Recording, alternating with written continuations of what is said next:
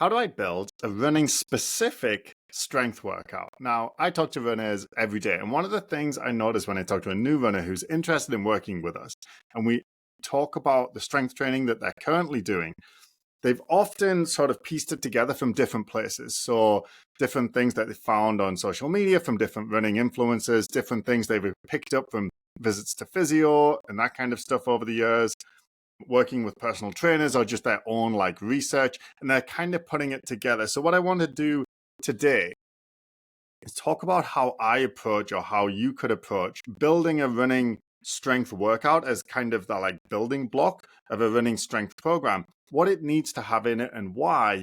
And then that'll give you a better understanding of how to look at a strength workout and say, yeah, this is a running specific strength workout. This is good, or this is not. And then you'll be able to sort of understand your strength training if it's being provided for you, or you'll be able to build it yourself going forward. And to do this, we're going to use the analogy of like a blender. And I'm from the northern part of England, and we say the word blender a bit funny. We say it more like blender, like with an A. So if you're not sure what I'm saying there, it's the whirly thing that you make smoothies in, right? That's a blender. Okay. So I've made a running strength blender, a little PDF download that you can get by clicking the link in the description. And that's going to have links to all the different ingredients with videos of it, like a link to a YouTube videos that'll show you like what I'm talking about. And then you'll be able to use that to blend together your own running strength workout. Now, why even bother with this? Why talk about making the strength training running specific? I mean, obviously, if you're watching or listening to this, you're a runner and you're interested in strength training, or you're likely going to be interested because it'll either improve your running performance in terms of making you faster or allowing you to do further, like longer distances, or you're having trouble with injuries and you're wanting to reduce your injury risk. And strength training is a good evidence-based intervention to do both of those things and help you live longer and look better with no clothes on. So like, who wouldn't want to do it? So this is why we want to do the strength training. But why do we want to make it running specific is to make sure that we actually get those benefits. Because a lot of the time when I look at the strength training that people come to us with, they're doing the work and not really seeing the benefit. So they might as well use that time, apply a little bit more knowledge and skill and get more benefit out of it. And this puts you in a better place for the long term to be able to look at a workout or design your own workout and say, this is going to make me faster. This is going to make me stronger. This is going to make me more resilient to injuries. And you'll be able to analyze other workouts to say, no, this is not going to do that. Now, to stick with our blender analogy, right? We're going to make a smoothie and we've got 3 key ingredients that we need to have in every workout. And then we have 3 bonus ingredients, or more like flavors, that we could have, but we want to make sure we hit the key ingredients every time. And the reason I do it this way now, which is a little different to how I used to do it, because I used to, when I was programming for our athletes, I just make sure we hit the key ingredients like across the week. But what I've noticed after working with hundreds of runners now is that sometimes they can't get more than one workout done in a week, just practically speaking, because they got all this running to do. And then they've got, family and work and all of this kind of stuff. And sometimes they can only get in the one strength session. And there'll be periods of time where that's the reality. You shouldn't really let it drop lower than one strength session per week if you're actually serious about, living longer and performing better in your running and reducing your injury risk. Like 1 per week is minimum. It can be 30 minutes. It doesn't have to be super long, but it wants to be well designed and at least 1 per week as your kind of minimum. Now, to get back to our 3 key ingredients, we'll go through those first, right? So these are the 3 exercises that you need to have in your running strength workout. And I say, like, put them in every workout these days rather than just make sure you hit them across the week. Like, put them in every workout to make sure they're there. So you only get 1 strength workout done. You've hit them all. And the reason is because out of these 3 key ingredients, you will get 80% of the benefits of strength training for runners with 20% of the effort, right? So if we make sure we hit these, we are already ahead of probably about 95% of the runners out there. So just hit these 3 key ingredients, and it's not what you expect, so listen up. So I'll go through the 3 key ingredients first and then talk about the others. And the 3 key ingredients, the first one is the squat pattern. So rather than just giving you like one exercise, there's like a group. So a squat pattern is any exercise that looks like a squat. So that could be, for example, a squat, like a goblet squat holding a dumbbell in front of your chest. A goblet squat would be one example of a squat. Another example would be a back squat. That's where you put the barbell on your shoulders and you squat up and down, right? A front squat is where you put the barbell kind of in front of your shoulders and hold it with your hands. That's a front squat. So there's 3 squats all in the squat pattern, and we're going to put all of those in the bag, the squat bag, right? That's our ingredients of squats. Now, we can do those double leg versions like that, but we don't have to, right? If we have other versions, then we can still have our squat exercise without it getting too boring and without our body getting too good at that one thing, right? We want some variety in there. So you can also do single leg versions of a squat, also known as a lunge or a split squat, right? So that's basically the same movement, the difference being you're using one leg instead of 2. So you can do single leg squats. You can do split squats with your rear foot elevated, sometimes called a Bulgarian split squat. You can do static lunges. You can do rear lunges where you step backwards. You can do forward lunges where you step forwards. All of these things are lunges or split squats and examples of like single leg squats. And we're going to put all of those in the squat bag, right? So we've still only got the one bag of our key ingredients that we can pull out of any of them and choose that to go in our blender to make our smoothie or running strength workout. Now, along with those double leg versions of the squat, we have the single leg versions of the squat. We also can use machines, right? So the leg press or the hack squat at the gym, those machines are just squats using machines, and they're fine. So we'll put them in that bag too. And if we want to make a workout, we can pull either of those out to be our squat pattern exercise, that key ingredient. And if we would imagine we were actually making a smoothie, we can think of this squat pattern exercise as our like fruit. So it might be like the bananas, the apples, the pineapples, the pears, the big fruit that's going to kind of make up a lot of the like kind of volume of the smoothie, right? It's a key ingredient. We need it. Okay, so that's the first thing. All right, the next key ingredient. Be ready to be bored. Okay, if you've listened to this show or watched my podcast on YouTube or anything like that before, you know I talk about the calf a lot, right? The calf muscle and its surrounding muscles is responsible for 50% of our propulsive power when we run. Only 30% comes from the upper leg and then 20% from the hip and surrounding areas. So we want to make sure that we make our calf muscles and the surrounding muscles in that area as strong as possible. There's only one way to do that, and that's calf raises, right? Now, so we want to make sure we have some form of calf raise in our strength workout, but we can vary up the type of calf raise, right? There's not as much variety as with the squats, spoiler alert. But, you can have calf raises where you're going up and down onto your toes, standing on 2 legs. You can do the same thing on the edge of a step.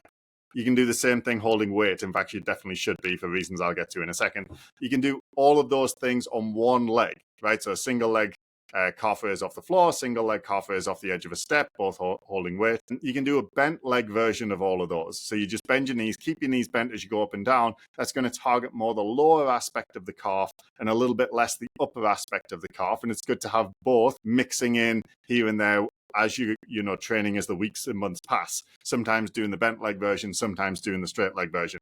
And finally, you have seated calf raises. Now you can just sit down, put a dumbbell on your knee and do calf raises with the dumbbell on your knee. Realistically, that's not going to be heavy enough for almost anyone. So to do seated calf raises, you kind of need a gym and need a machine. So that would be the seated calf raise machine, or there's something called a Smith machine, which is a barbell that's on like runners or tracks. So you can use that. I'll put a link in the description so you can see all of this stuff.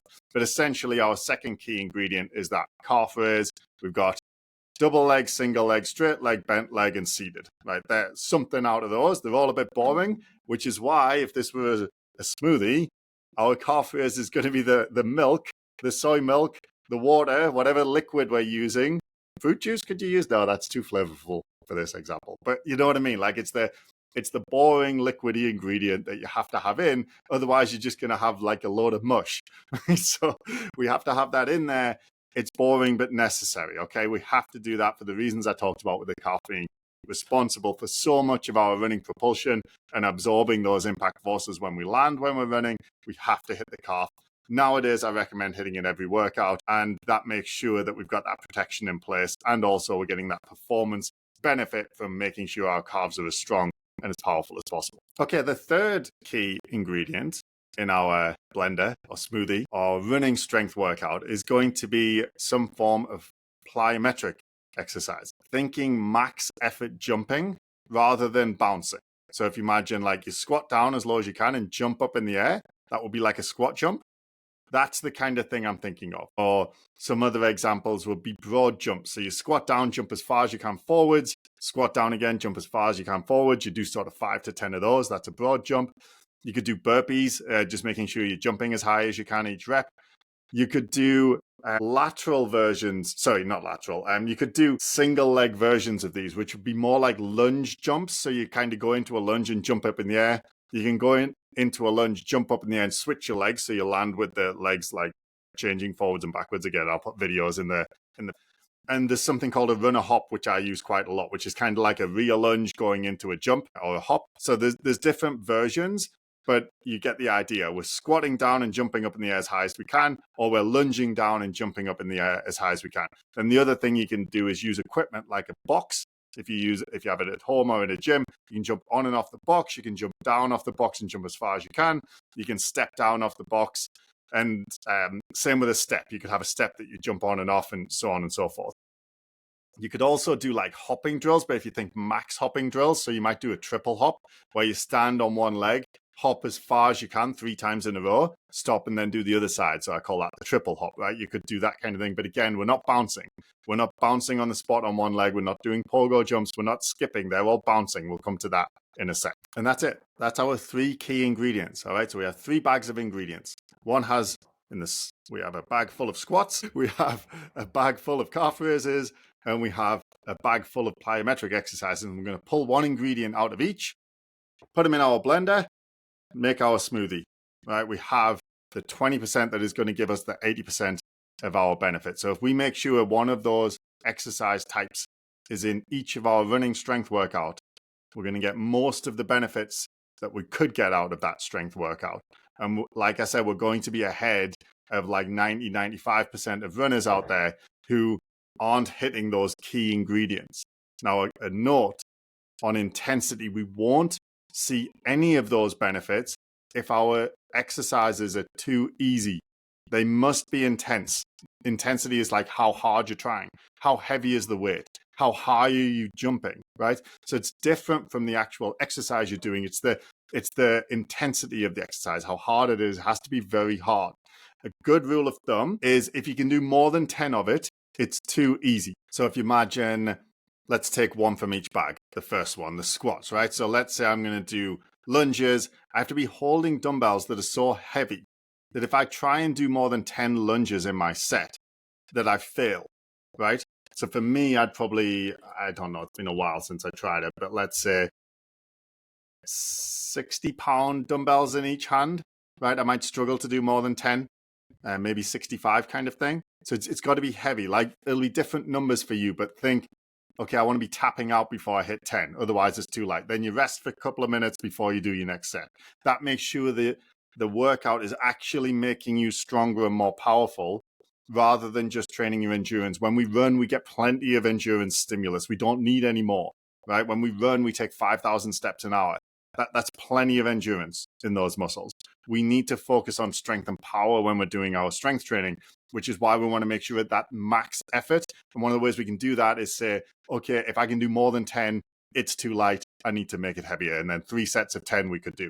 We could do 4 sets of 8. We could do 5 sets of 5, just making sure that we're struggling to do those last couple of reps on each of those. If we were to do the calf raise, it's the same idea. So I'm doing a single leg calf raise, standing on the edge of the step. Let's say I'm holding a 35-pound dumbbell, going up and down doing my calf raises. At that weight, I'm going to struggle to do 10. I can probably do 8 or 9 good ones.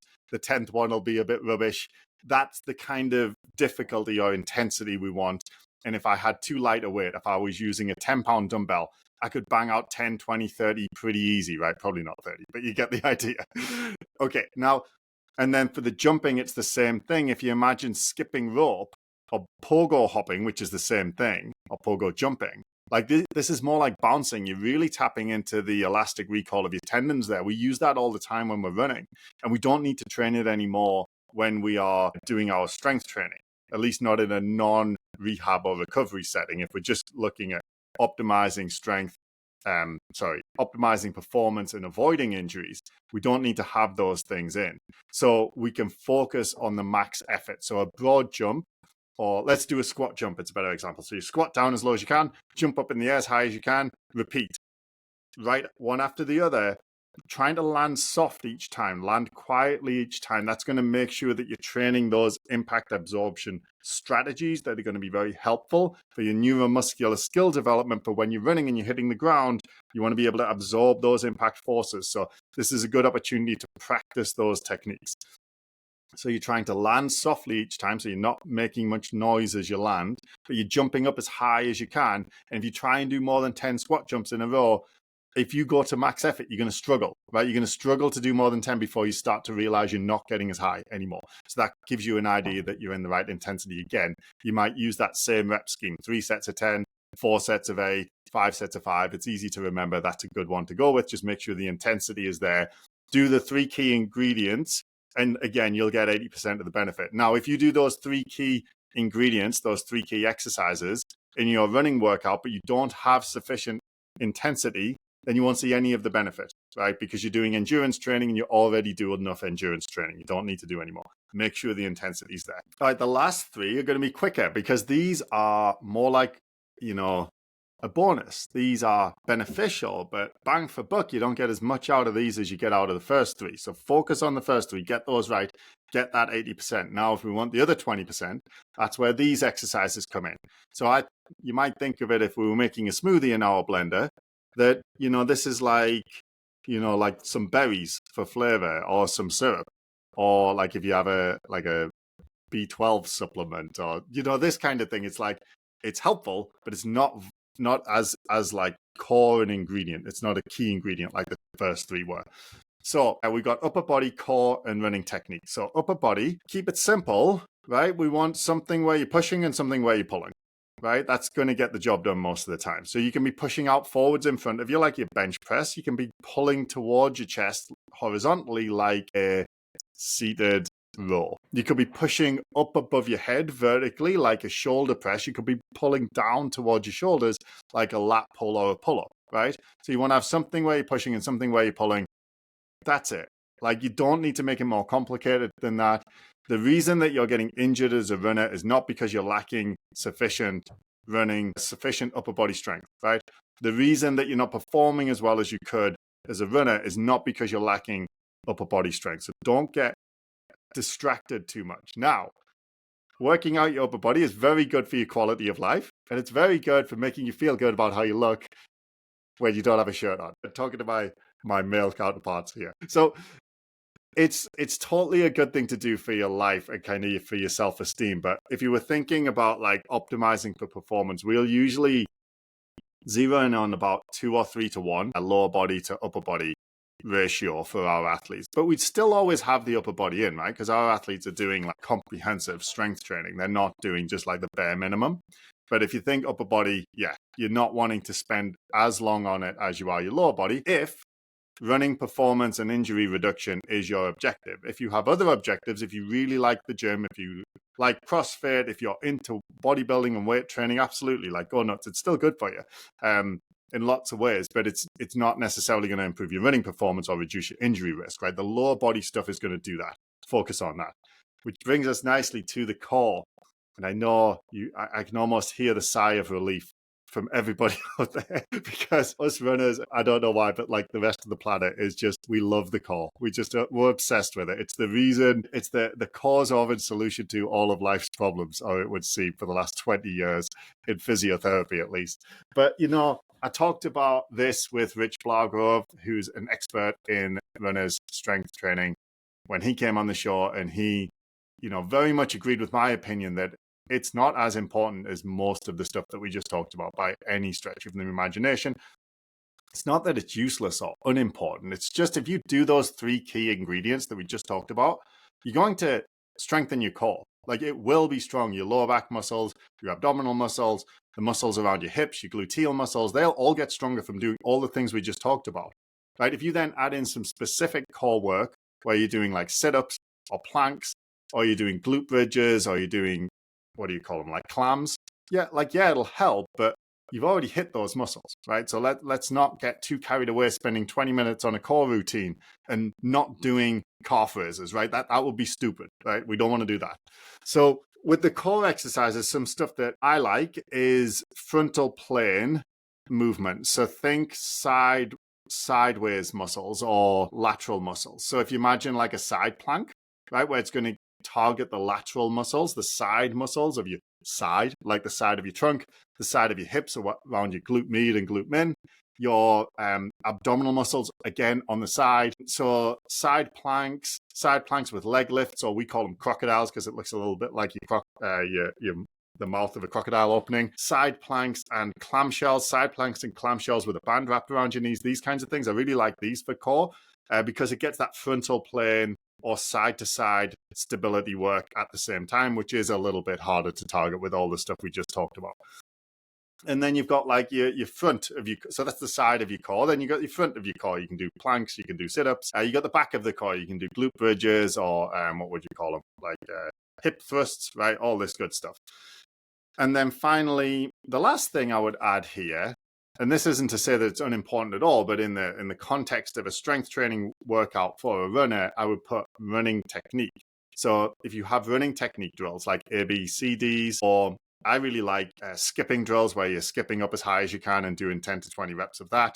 Or so that's as opposed to skipping rope, like the skipping motion, like imagine the thing that like little girls do on the playground when they're happy, like that skipping motion, just a little bit more looking like you're running. Bounding, I really like as a running technique drill. That's just, it's broadly, you get a lot of benefits out of it and it's kind of good for everybody. So bounding is like you sort of accelerate and then you go into these ginormous bounding steps, right? You have to really prepare for this. It's not something that you would do with someone who's freshly injured or, not experienced with that kind of exercise because it is technically challenging and also the impact forces are very high when you land on that leg. So you want to be ready for it by doing all the stuff that we just talked about for a few weeks or a couple of months first. But that would be the final bag of ingredients, your running technique drills. So the 3 bags for our bonuses or flavors or not key ingredients would be the upper body, the core, and the running technique. So if we then have a workout that has something from each of our 6 bags, like game over, we're going to win. And the nice thing about doing it this way is then you can mix and match, right? So you could have another workout a few days later. So that might be a Monday workout. You have another workout on the Thursday, which is, something different from each of those bags, but you're still making sure you're hitting all of the 3 key ingredients and you're getting those bonus ingredients or flavors and it's all there. And then you could just do another one, right? If you want to have a period of time where you're really focusing on your strength training, you might do 3 or 4 workouts a week and just have something from each bag in all of them. And that really sets you up for success. And you can look at a strength workout now and say, does it have these things? Right? You should be able to see that. And if you click the link in the description, you can download that PDF. I'll put links to all the videos that have a demonstration of some of the exercises I've talked about today, so you can kind of visualize and understand what it is. So that is our running strength blender. That is how you make a running strength workout. If you want help with this that is more specific, as always, I'll put another link in the description to book a free call with us and we can talk about specifically how you could do this at a more advanced level. But what we were talking about today will set you up for success, just getting the fundamentals in.